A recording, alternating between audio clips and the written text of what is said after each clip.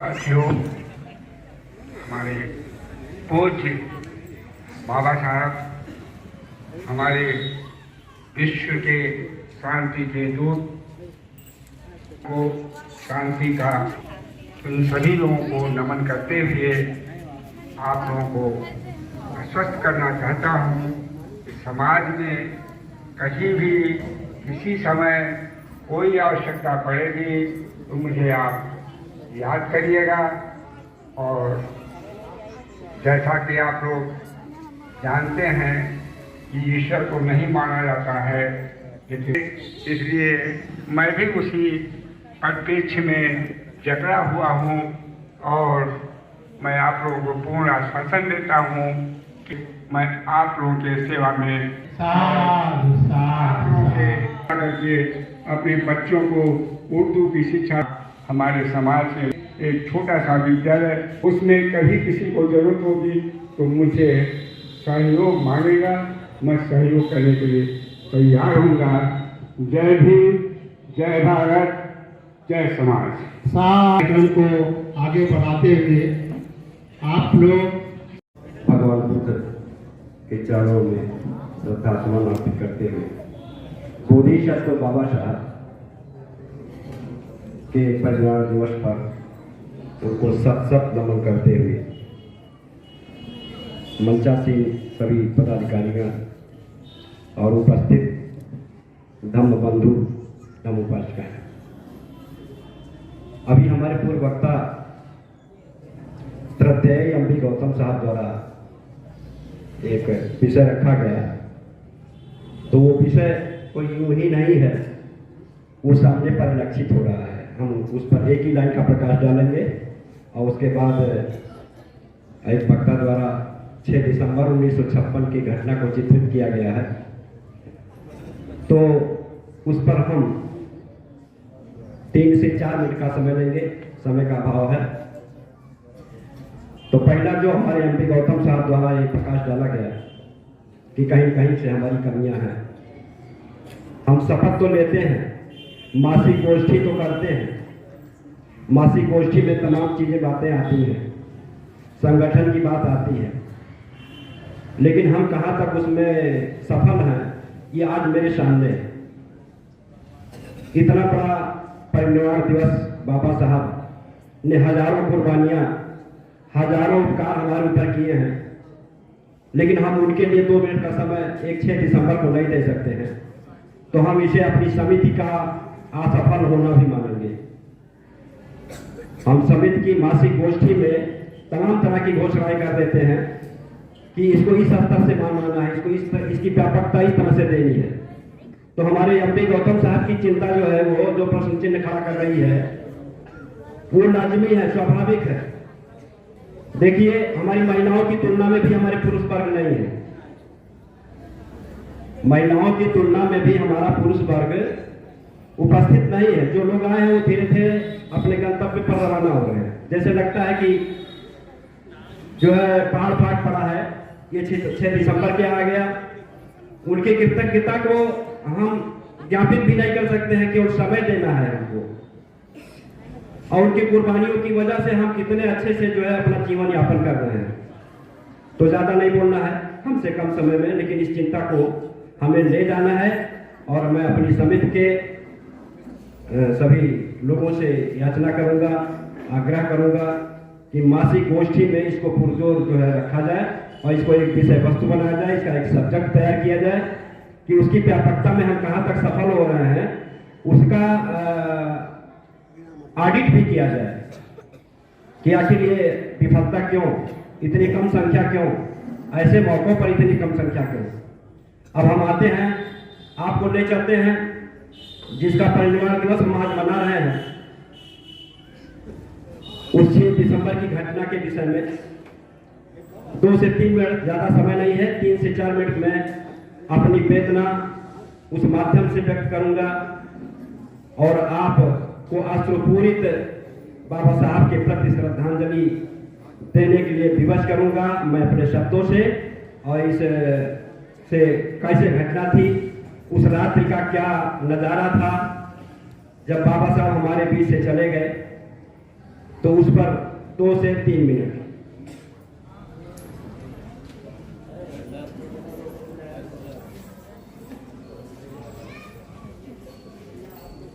छह दिसंबर 1956 हम आपको ले चलते हैं दिल्ली से बंबई का नजारा दिखाते हैं।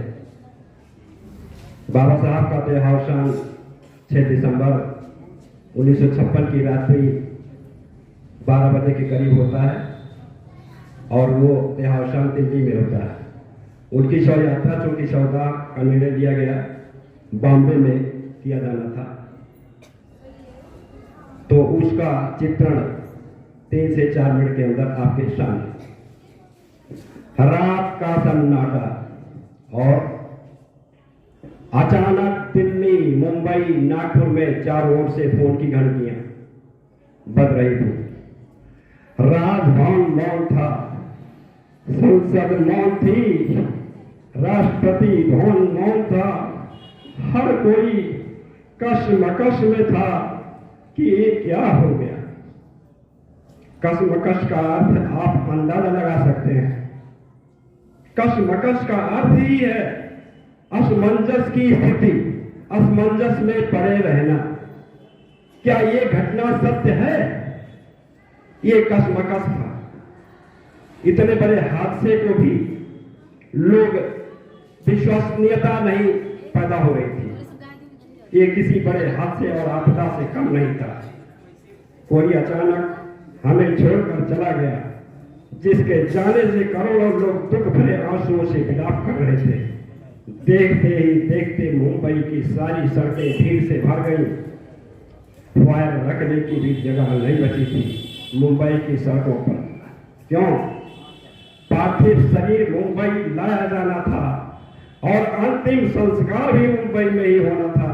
नागपुर, कानपुर, दिल्ली, चेन्नई, मद्रास, बंगलौर, संपूर्ण राष्ट्र से रेलगाड़ियों और बसों के बैठने की जगह नहीं थी। सब लोग बंबई की तरफ रवाना होना चाहते थे और अपने मसीहा को देखना चाहते थे, उसकी शव यात्रा में शामिल होना चाहते थे। देखते देखते अरब सागर वाली मुंबई जन सागर से भर जाती है। कौन था वो शख्स जिसके अंतिम दर्शन की लालसा में जन सैलाब रोते बिलखते मुंबई की ओर बढ़ रहा था? मेरे पिता चले गए, अब कौन है हमारा यहाँ? चंदन की चिता पर जब उसे रखा, लाखों दिल रुदन से जल रहे थे। अरब सागर अपने लहरों के साथ किनारों पर थपकता और लौट जाता, फिर थपकता और फिर लौट जाता। शायद अंतिम दर्शन के लिए ये लहरें भी कितनी व्याकुल थी। चिता जली और करोड़ों लोगों की आंखों से बरसने लगे आंसू। किसके लिए बरस रही थी ये आंखें? कौन था इन सब का पिता? किसकी जलती चिता को देखकर जल रहे थे करोड़ों दिनों के अग्निकुंड? कौन था यह जो छोड़ गया था इनके दिलों में आंधियां? कौन था वह जिसके नाम मात्र लेने से गरज उठी थी बिजलियां, मन से मस्तिष्क तक दौड़ जाता था ऊर्जा का प्रवाह? कौन था वह शख्स जिसने छीन लिया था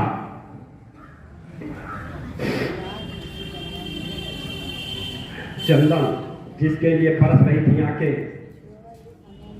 शान और अभिमान की दास्तां की जंजीरें तोड़ने के लिए और हमें दिया प्रज्ञा का शस्त्र, भगवान बुद्ध का मार्ग दिया, शस्त्र दिया। हर एक शख्स की आंखों में और दिल में भी जो नहीं पहुंच सका था, अरब सागर के किनारे एक टक देख रहा था वह उसकी प्रतिमा या गांव के झंडे को जिसमें नीला चक्र लहरा रहा था। वह बैठा था भूखा प्यासा, भूलकर अपने समूह के साथ उस जगह जिसे वह बुद्ध विहार कहता था। गांव शहर में सारे समूह भूखे प्यासे थे, उसकी चिता की आग ठंडी होने का इंतजार कर रहे थे।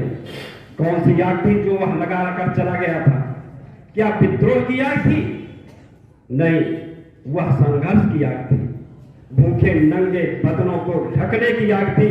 असमानता की धज्जियां उड़ाकर समानता प्रस्थापित करने की आग थी। चावदार तालाब पर जलाई हुई आग अब बुझने का नाम नहीं ले रही थी। धूल धूल जलती मनुआ स्मृति धुएं के साथ खत्म हुई थी। क्या यह वही आग थी जो जलाकर चला गया? सारे ज्ञानपीठ, स्कूल, कॉलेज मरुभूमि जैसे लग रहे थे। युवा युवतियों की कलकलाहट आज मौन थी, जिनके हाथ में कलम थमाई, शिक्षा का महत्व समझाया, जीने का मकसद दिया, राष्ट्र प्रेम के ओतप्रोत भावना जगाई। यह जुगंधर वह प्रज्ञा सूर्य काल कपाल के गाल में समा गया। जिस प्रज्ञा तेज ने चेहरे पर रोशनियां बिखेरी थी, क्या वह अंधेरे में गुम हो जाएगा? ये बड़ी अजीब कसमसकर थी। भारत का महान पत्रकार, महान दूरदृष्टा, अर्थशास्त्री क्या दृष्टि से ओझल हो जाएगा? ऐसी आशंका प्रति दिलों में धड़क रही थी। सारे मिल कारखाने जैसे हड़ताल चल रही हो। सुबह शाम आवाज दे करके जगाने वाली चिमनियां वो शांत चुपचाप हो गई थी। खेतों में हल चला रहा किसान अपना हल नहीं चला पा रहा था। सारे या फिर सारे कोर्ट सारी कचहरियां सुनी हो गई थी, जैसे सुना हो जाता है सारी चीजें सुनसान होती। इसका उदाहरण मैं कैसे दूं आपको? मैं तो यही कहूंगा, जैसे अपनी बेटी को विदा करने का बाप का आंगन सूना हो जाता है, ठीक वही दशा हमारे बाबा साहब के जाने के बाद इस राष्ट्र रूपी आंगन का रूप था। जबरन जो आंदोलन की थी वही तो था आधुनिक भारत का मसीहा। सारे मिलों कारखानों पर होती थी जो हड़तालें, आंदोलन अपने अधिकारों के लिए, उसकी प्रेरणा भी तो वही था जिसने मजदूरों को अपना स्वतंत्र पक्ष दिया। संविधान में लिखी थी वह सभी बातें जिसने किसानों, खेतिहर मजदूरों के जीवन में खुशियां बिखेरी थी। कोई विश्वास भी करने को तैयार नहीं था। लोग कह रहे थे अभी तो यह बाबा साहब, अरे अभी तो बाबा साहब की गाड़ी यहां रुकी थी, बाबा साहब की गाड़ी उतरे थे, अभी सफेद पोशाक में देखो, अभी बाबा साहब के पंचशील दिए थे, 22 प्रतिज्ञाओं की गूंज अभी आसमान में ही तो गूंज रही थी। वो शांत होने से पहले बाबा साहब शांत नहीं हो सकते हैं। मैं इस लाइन पर अपना प्रकाश डालूंगा कि बाबा साहब 22 प्रतिज्ञा देकर गए, लेकिन वो आज की तारीख में कितना अनुषांगिक है, कितना प्रासंगिक है, और हम उनके उस कदम चिन्हों पर कितना चल रहे हैं, ये हमको अपने आप में परीक्षा करना होगा, आत्मसात करना होगा, कंसंट्रेशन करना होगा। जबकि आज ये दौर चल रहा है, एक चिराग, एक लौ फूटी है 22 प्रतिज्ञाओं के संबंध में। मैं ये नहीं कहूंगा कि आप सार्वजनिक स्थानों पर 22 प्रतिज्ञाओं को आप उजागर करें, लेकिन हमारे वक्ताओं द्वारा अभी अभी कहा गया कि अगर उनकी चीजों को आप आत्मसात करो, उनकी चीजों को आप कंसंट्रेट करो, उनकी चीजों को आप फॉलो करो, तो जरूरी नहीं है सार्वजनिक स्थानों पर बोलना, लेकिन 22 प्रतिज्ञाओं को कदम टू कदम, पॉइंट टू पॉइंट, मेरी महिलाओं से भी आग्रह है, मुझे अपने महिलाओं से भी ये याचना है, हाथ जोड़ करके निवेदन है कि 22 प्रतिज्ञाओं को अपने आप में आत्मसात करो। इसका बदलाव अगर आएगा तो निश्चित रूप से आपसे ही आएगा। ज्यादा नहीं, मानवता के रास्ते पर भगवान बाबा साहब बोधिसत्व के विषय में मैं यही कहूंगा, जहां कभी सूर्यास्त नहीं होगा, सूर्यास्त नहीं होगा, सूर्यास्त नहीं होगा। हमारे बाबा साहब के 22 प्रतिज्ञाओं पर अगर आप चल पड़ते हो तो निश्चित रूप से उनका बौद्धमय भारत, बौद्धमय सपना जो था भारत का, वो निश्चित रूप से साकार होगा। इन्हीं बिंदुओं के साथ बाबा साहब के परिवार निवार को मैंने इस तरह से चित्रित किया, और आंसू मेरे भी नहीं थमे। मैं लगता है कि ये आंसू आपके भी नहीं थमेंगे अगर आप उनको अपनी तरह से अध्ययन करके आप साथ कर लोगे तो। जय भीम, जय भारत, जय संविधान।